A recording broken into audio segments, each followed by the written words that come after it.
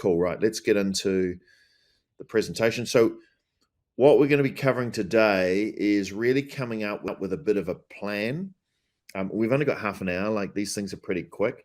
So I'm going to take you through a system for identifying what areas you have missing, and then coming up with a very quick plan as to what you should focus on first, second, and third. Okay, so without further ado, let's get into it. Actually, before we do that, type into the chat window, because this is always interesting. Good to see Brandon Hall, who's just a new member of our 6MAT program. Hey, Brandon. And Umberto. Cool. Cool stuff. All right. You've got access to the whole vault, Brandon, so you can get access to everything, but he'll reach out to you. So what was I going to say? Oh, yes. Just type in. This is always interesting to do at the start, but what I want you to do is type into the chat window, out of 10, I want you to type in 3 numbers, so number, dash, number, dash, number. First number, how good are you out of 10 as an architect? And you don't have to be modest here. So let's say I think I'm about a 7. So write in 7. The next number I want you to type in is, where's your income out of 10? If 10 is like, I'm really earning high income, and 0, nothing at all, where would your income be out of 10?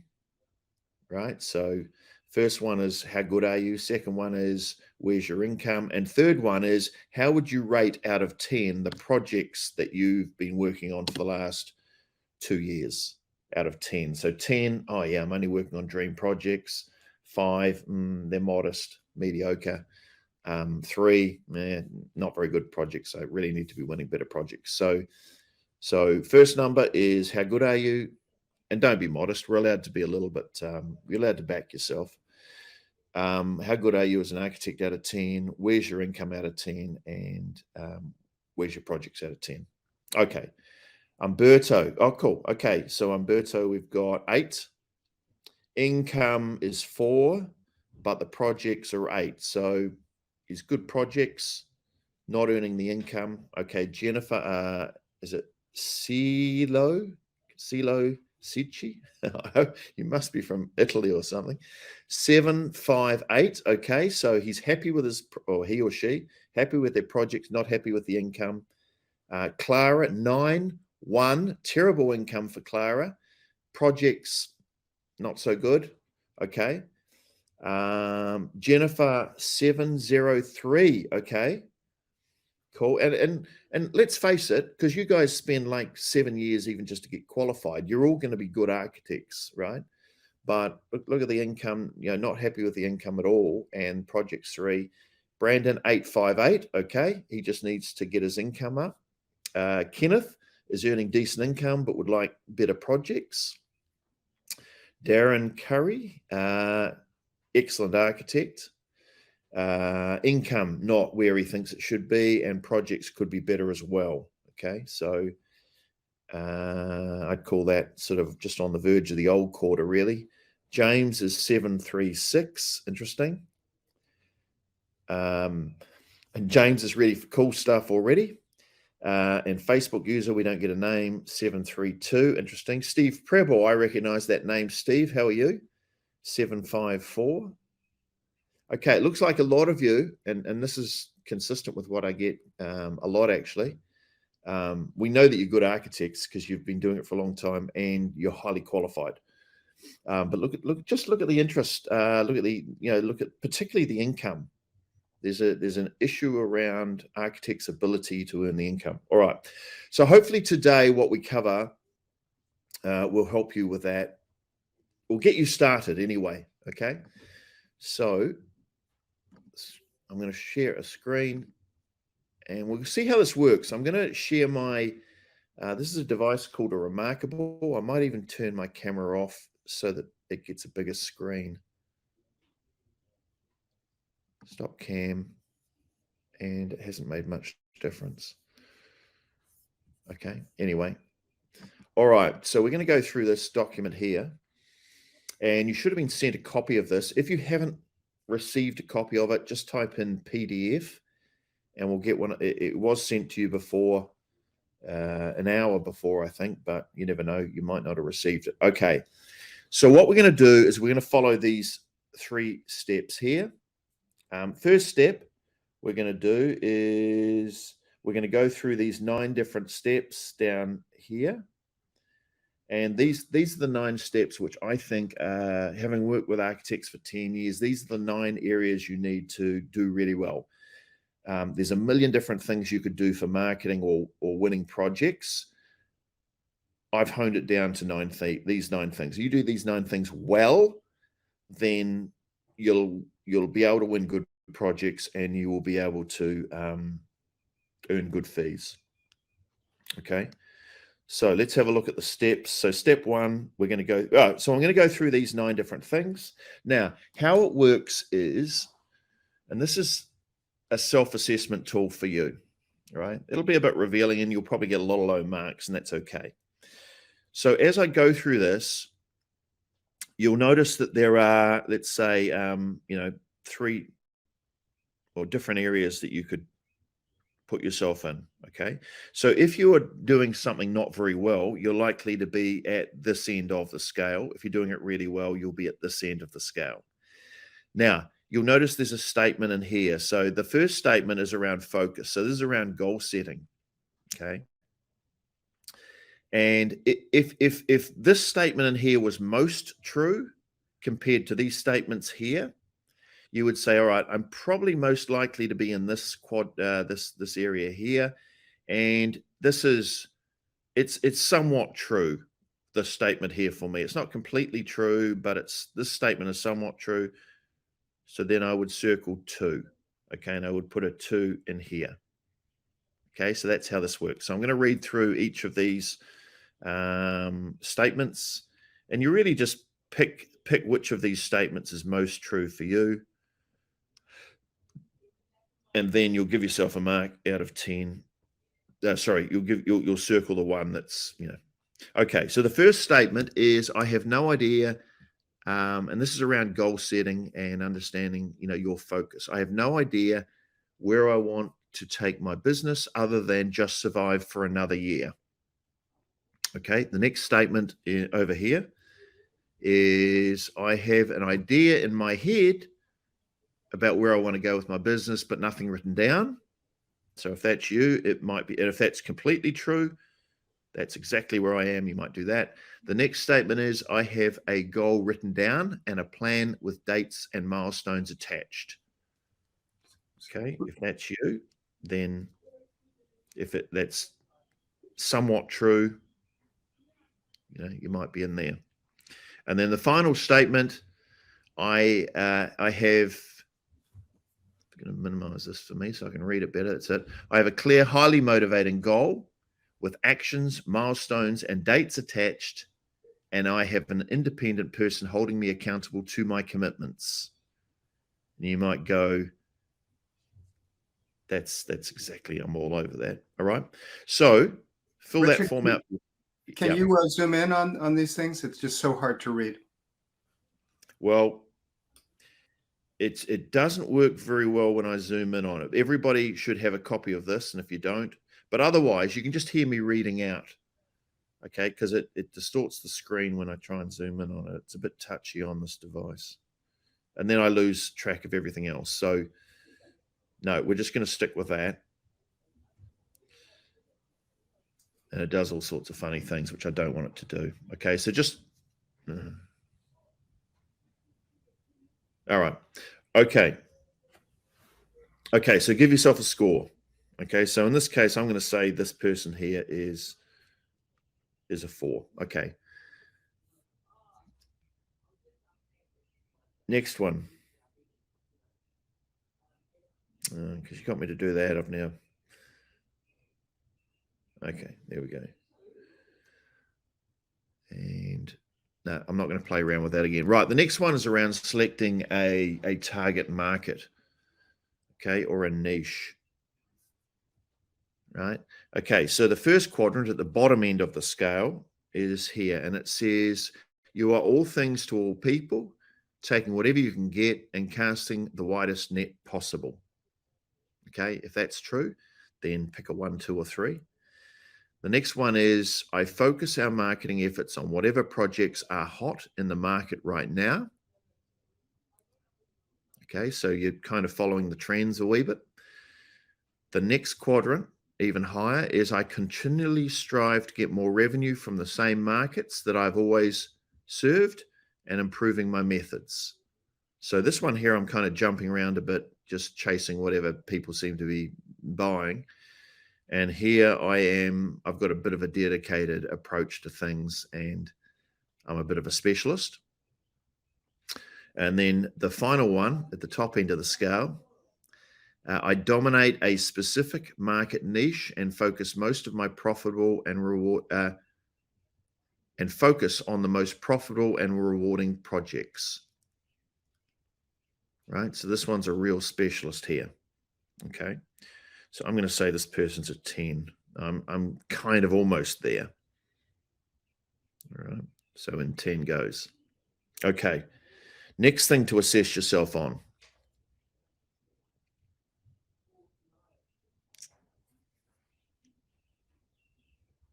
Okay, is value. Right, how good are you at communicating your value? So the first one is my ideal client has no idea who we are or what we do best. Right, my ideal clients have no idea who we are, what we do best. Next one, my ideal clients know who we are, but would struggle to identify what makes us different from other architects. I think a lot of people would be in this boat here from my experience. Right, they know you, but you know, what makes Bob special? Well, he's a good guy. Okay.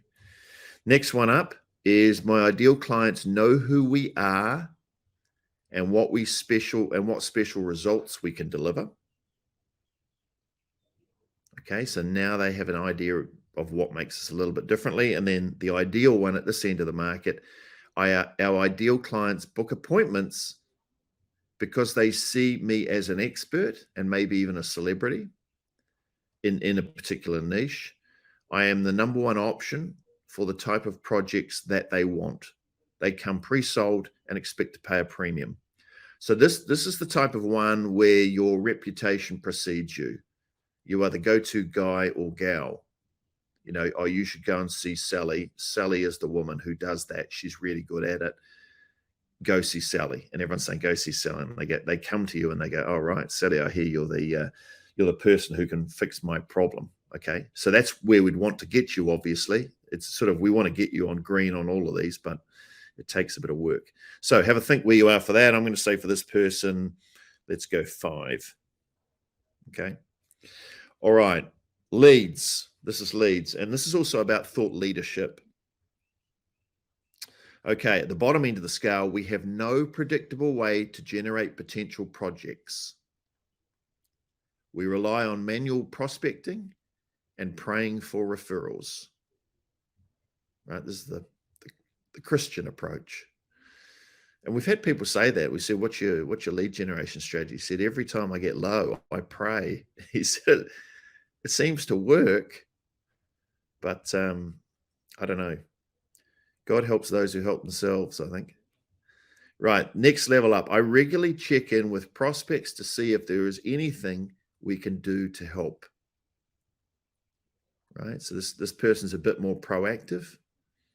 Regularly checking, they're following up to some degree. Okay, next level up. I have a structured lead generation plan utilizing automated platforms to deliver our message. Right, now you're starting to leverage things. Right, you're leveraging a key message. This one, you're doing it manually. This one over here, you're now using technology to distribute the message out automatically. And then finally, I offer a range of targeted educational resources that solve specific problems my ideal clients are already seeking a solution for, and this works reliably for us. Okay, so this one here, we are the educator. And I've got a saying that whoever educates the market owns the market. At this end of the scale, well, there we're doing nothing down the bottom here. But over here, we're kind of following up and we're being a bit of a salesperson, and nothing wrong with that if you need the work. But obviously, at the other end of the spectrum, we're the educator. Okay, so have a think about where you fit on that spectrum.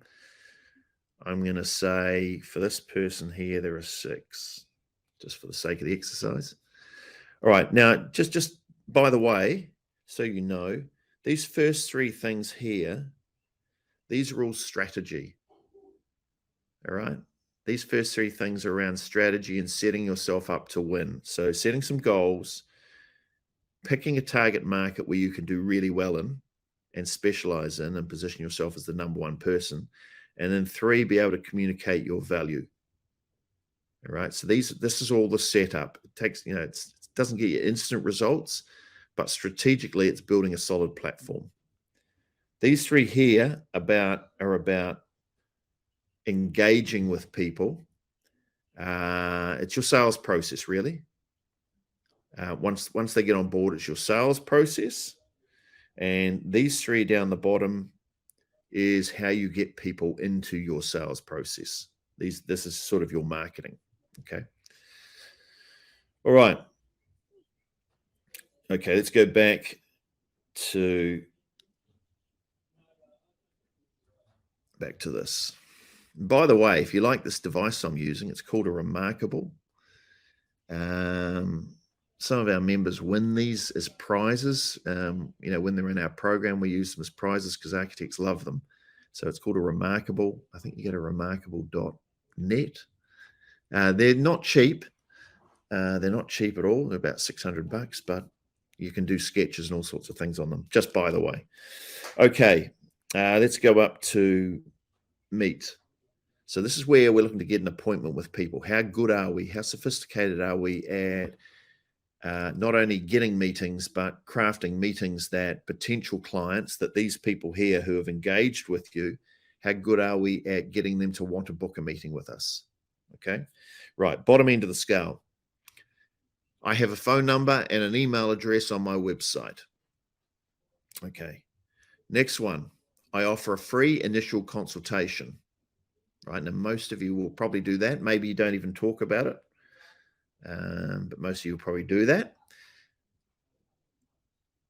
Yeah, I won't go too deep into that, but there's lots of stuff I could talk about on that. I verbally offer one-on-one meetings that promises a specific outcome that my ideal client wants when I speak to them. Okay, so now instead of just, give me a call and a free initial chat, now it's a book a chat and we will work on the specific thing with you. Right, now I've put that up as higher because you're giving people a reason to come. Right, we're sort of promising a little outcome, not a big outcome, but we're promising a little outcome, which is highly useful to them. And then the final one is my system automatically offers productized one-on-one meetings that promises a specific outcome my ideal client wants.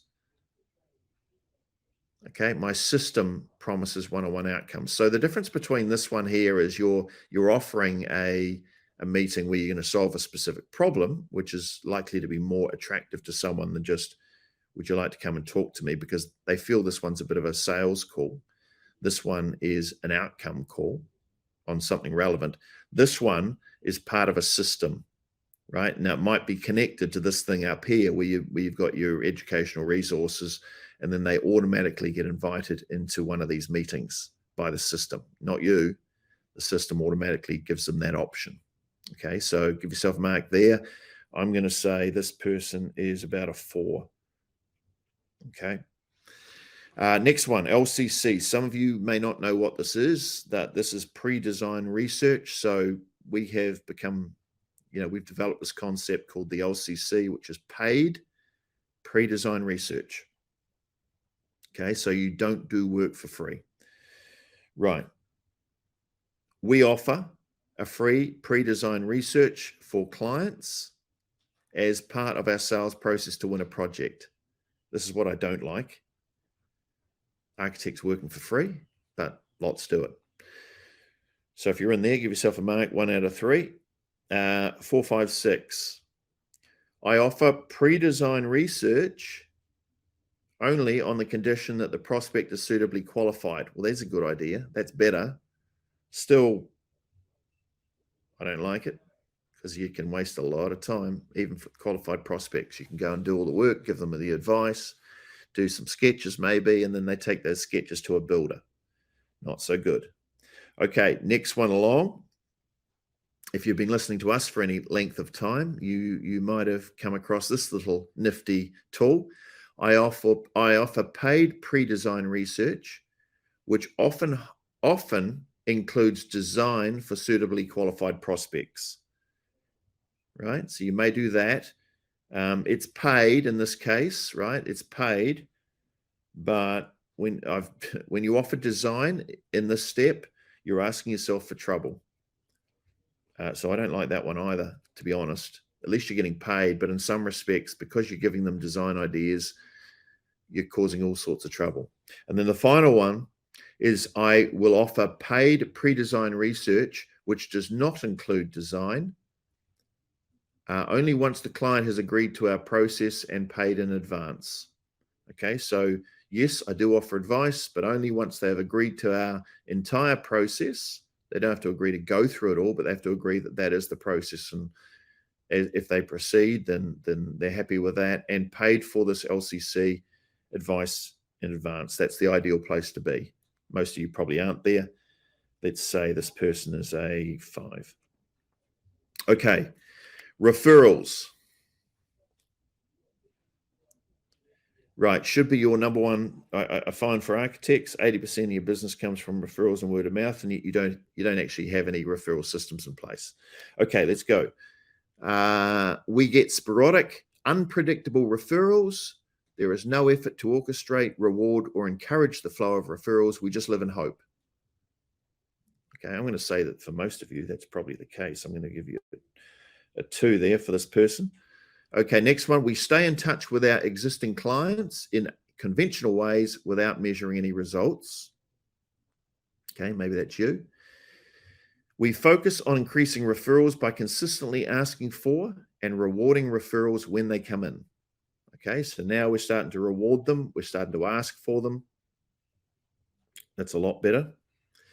And then finally, we have systematic referral processes and tools for triggering referrals from every client, referral network, and prospect.